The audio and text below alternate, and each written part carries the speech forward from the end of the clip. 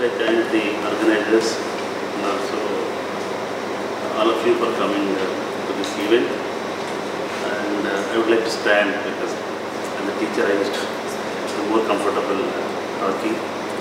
So I am trying to keep it very simple because I have been warned again and again that there are people who are totally new to this. So it's a real challenge in terms of... Sorry, yes. it's difficult for us to listen to you. Do you have a microphone there? No, I will raise my voice. Sorry. Do you want to come a bit forward, maybe? No need. So I'm going to make it very preliminary, introductory, so that you can come into the discussion. Later on, you have other participants and writers and other experts. They can explain and talk a little more, and you can ask some complex kind of questions. So first point that I want to make is that it is not a usual kind of writing, a literary kind of a movement. It has to do with a group of people in a society who have been systematically oppressed, subjugated, and this particular writing is something that has to do with their own liberation and emancipation. So that is a very, very important issue, because when you think of writers, so they are not typical writers in terms of education with certain kinds of facilities and so on. They are not typical writers that we think of as somebody who has highly educated, studied in a university, then learned writing these techniques, and then started writing. So these are people who are from the movements, from the very lower sections of society. So they are writing poetry not for their living, for their survival, for the liberation of the community and for democracy in society. So this is very, very important when you think of Dalit writing. So it did not evolve out of literary practice, out of discussions. So it evolved out of certain kinds of emancipatory struggles. So that is the first point that I want to make. Then to explain who are Dalits. So let us start with the assumption that the Dalits are poor people in the country, poorest in India. Let's assume that they are like any other people in the world. They are the poorest in the country. But the category poor in terms of economy, poverty is something that we are familiar with. They are poor because they don't have money, and poor maybe they are hungry, poor maybe they don't have employment and so on. But Dalits are more than poor because they have also other kinds of oppression that they are facing. So this is where I thought I will just briefly tell you about Ambedkar's, I will tell you who is Ambedkar later. He is one of the leaders of Dalits in the early 20th century, very highly respected and an activist and educationist. So he had one explanation when comparing Dalits and slaves. So what is the difference between, since I'm assuming you might be familiar with slavery, so what is the difference between slavery and untouchability? And this question keeps coming up because see, a lot of people in India in the 1920s, 30s, during the national movement, they were all supportive of the black people. They were all supportive of struggles against racism. But they are not supporting the Dalits in the country. Dalits, originally they were called untouchables. But they were not touched, they were not seen. So they were not supported. So they were supporting all the global causes. And one of the important leaders of our national movement, Gandhi, you might have heard, he was part of the anti-apartheid movement in South Africa. But in India, Indian national movement was not supporting the Dalits. So in that context, whether slavery was better or the condition of the untouchables was better, or which is worse. So that was the discussion. So in that context, Ambedkar made this observation, which might help you understand what is the specific situation of untouchables and who are now called as Dalits. Untouchables is the term given by society, Hindu society, but the Dalit is the term that they gave it to themselves, that we are Dalits. It's a self-definition that they are given to themselves. So Ambedkar argues that untouchability, the status of being an untouchable is worse than slavery. Worse than slavery because in the slave situation, that certain number of people are owned by certain owners. So they maintain them, they train them, or they use them, they sell them in the market, and so on. So no doubt it is a condition that nobody should endorse. It's a really bad condition. But in the case of untouchables, they are also exactly like slaves. They are owned by the dominant social groups in the society who are called upper caste, who are called the dominant forces. So they exploit these people, their labor, and they discriminate them. But the only difference is that they don't do it anything physically. In the case of slaves, you have to keep them, you have to buy them, you have to maintain them, and also you have to see that they don't run away. So there's a possibility that they can run away. They are owned by you, so they are your property. But whereas in the case of Dalits, Ambedkar's argument is that the Dalits are the untouchables. They have internalized this cultural, ideological system so much, they voluntarily will be in the same village, they will be doing all your work, and especially the menial jobs, cleaning, scavenging, and all jobs related to the village.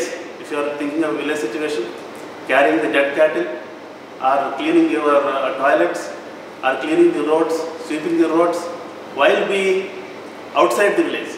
They are not in the, what is the main village, that they are segregated, you have a colony, you have to stay there. So that boundary is very, very clear. But in the main village and the other village is very clear. So, but in the case of untouchables, they are willing slaves of the main society because of the ideological condition. So Ambedkar says this is worse because that there is no possibility that these people will run away or rebel against the system, because they have willingly, over centuries, ideologically, so they have been trained to think that they are the collective slaves of the upper caste society. So that's the difference. They are individuals, slaves are individuals, at least there's an individuality. In fact, he also talks about the examples of slaves are trained, educated, so that they have value in the market. But whereas here is a situation where they are poor, they are oppressed, they are not touched, they are not allowed to come into the village, but they have to serve the entire village. So they have to serve by custom, by convention. So this is a simple point that I want to make. And in that sense, they are not human, they are not paid, they are totally unpaid, they are not looked after, and they are not entitled to own lands, they are not entitled to interact, they are not entitled to marry outside their group, they are not eligible to walk on the public roads, they are not eligible to access any public resources, they are not eligible to education. So this is the general kind of a picture of this. So in some sense, they are slaves, but also they are more than slaves. They are dehumanized, and also for Ambedkar, the main problem is that what is the way out if they are conditioned in a way that they don't rebel against this. And then untouchability. The other important term which will come up here is untouchability. So what is untouchability? So in a typical kind of village situation, you have a ghetto, a separate colony where untouchables are there. So they have to come to the main village, do all these jobs in a way that they would not disturb anybody. When they are coming, you have to go to the side and so on. Even your shadow should not touch them. So you should come and do your work. So it used to be a situation in the past. And one of the main arguments that made by many scholars, and including Ambedkar, was that what kind of a situation is that? This is not a democratic society where there is no communication, where there is no interaction, where there is no friendship, and it's a total condition of unfreedom. And on top of it, you have what is called this practice of untouchability, that you are not touched, your touch is defiling, polluting. So the explanation, there are many explanations given. The explanation given by the dominant upper caste, mainly the Brahmins and others. So their explanation is that these people do all the menial jobs. They carry dead bodies, they clean the roads, so they are dirty people. So the dirty people, we cannot touch them. So they are unclean, and their place is there. So therefore we cannot interact, we cannot interdine, we cannot marry, and so on. So this is one Brahminical explanation for untouchability. And it is also a religious explanation. Religious explanation is that we are Hindus. So according to Hindu religious philosophy, what is called karma, you are born in this society because of God, and God has made you untouchable. God has made me a landlord. God has made me a master. So this situation cannot be changed by us. You should not change it. So the untouchable should not revolt, because that's the condition that the God decided for you.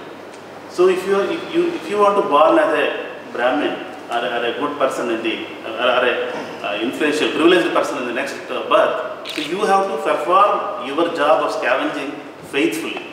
You should not aspire for education. You should not aspire for anything else. So in that sense, the menial jobs are attached to these castes. So while certain communities can do education, learning, business. So as per your own caste, where you are born, you are stuck. So this ideological justification of karma and rebirth. So there is this idea of rebirth where you are reborn when you do good deeds in the next birth, you are born as a better person. So your fate is that you remain in this birth to be what you are. So this is where the idea of untouchability, that you cannot be touched, because if you touch, we are polluted. Then we, in the next birth, we may be born as untouchable. So we don't want to touch you. So this is the older kind of an explanation. So from the Dalit point of view, that this is nothing but discrimination. But they have developed various kinds of languages. Ambedkar was one. Ambedkar, as a scholar who was Western educated and an activist, developed this language of democracy, language of inequality. He said this practice is practice which is against democracy. If you don't have communication with other human groups, other families, it's nothing but death, a social death in a society. If you have no communication, that is not a democratic society. So he wanted to borrow from all over the world the ideas of liberty, equality, and from French Revolution, fraternity, to say that there is fundamentally a serious problem with Indian society.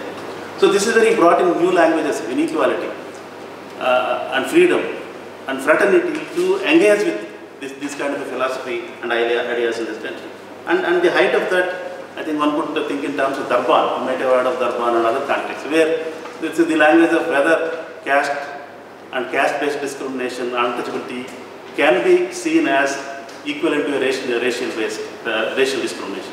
In the sense that all birth-based, descent-based discriminations are parallel. So if racial discrimination is wrong, definitely caste discrimination is wrong. So that kind of an argument at the national level. So these languages were developed over a period of time, but after 1920s, 30s and so on, though there were a long history of rebellions, movements from the untouchables from Buddha's time. But I think the most modern forms are developed by Ambedkar and other movements. Then the caste system. So at the center of this, so there has been a lot of discussion and ideas. So what is the caste system? The caste system is that in Indian society, people are divided into different groups. So fundamentally, initially as 4 Brahmins, Kshatriyas, Vaishyas, Sudras, 4 Varnas, 4 different communities. Whereas Brahmins do learning, priesthood, Kshatriyas wars and so on, Vaishyas business, Sudras agriculture and other manual kind of work. And within these 4 Varnas, the untouchables are not there. They are seen as collective slaves. Their job is only to do all these jobs, menial jobs. So there is no way that they can come to learning. There is no way that they can come to anything. So in that sense, Dalit writing is revolutionary, because they have no right to write or read or anything. The fact that they are writing and Ajana and Amarya sitting here is a tremendously important revolutionary kind of a development. And in fact, from those 4 Varnas to now you have 5,000 castes, different kinds of groups. But broadly, this touchable castes and untouchables. Broadly, those are touchable, dominant, have privileges. Those who don't have the privileges, that divide continues even today in contemporary India. And in fact, this whole idea of the caste system, as it is explained by many others in Ambedkar, is a system where it's a kind of hierarchy. It's a graded hierarchy. It is like a ladder from the top to the bottom. But the peculiarity of this is that it is not that you have one group against the other, because it is a graded inequality. So you have the top person, and the next person looks at the other person as inferior, and the second fellow looks at the third as inferior, third looks at the fourth fellow as inferior, and fifth fellow looks at the last fellow as inferior. So what is called the graded inequality is something that really doesn't allow even the poor people to unite, even among the Dalits. So you have divisions, but doesn't allow you to do that. I have another 2 minutes? Yes. So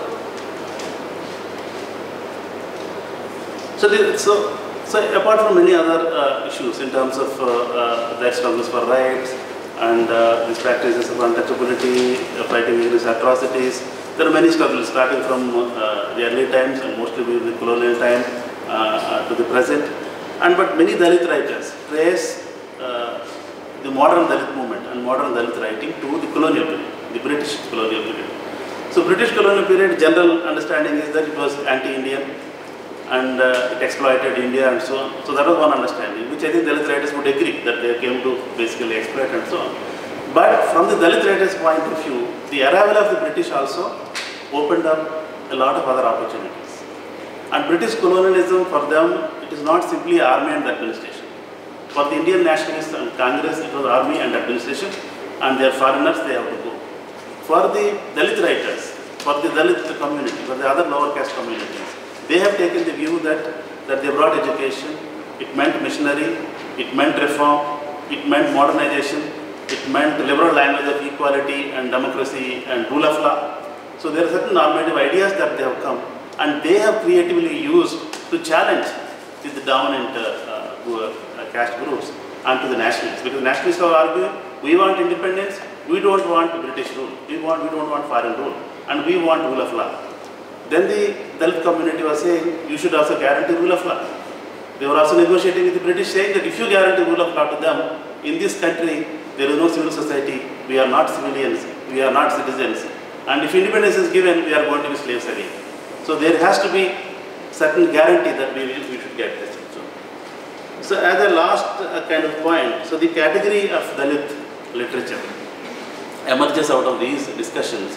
In 1958, when Ambedkar was alive, he was supposed to inaugurate this, but he died in 56. So 58, there was a conference where they decided that we should have a category called Dalit literature to write about both the oppression and the life of the Dalit community.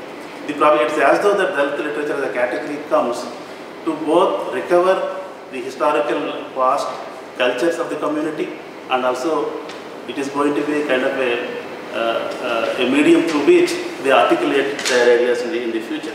So if you look at all the writers in all these South Indian 4 or 5 volumes, so they are all people who have educated for up to 5th class, 6th class, are doing tailoring, are doing scavenging, but simultaneously writing this.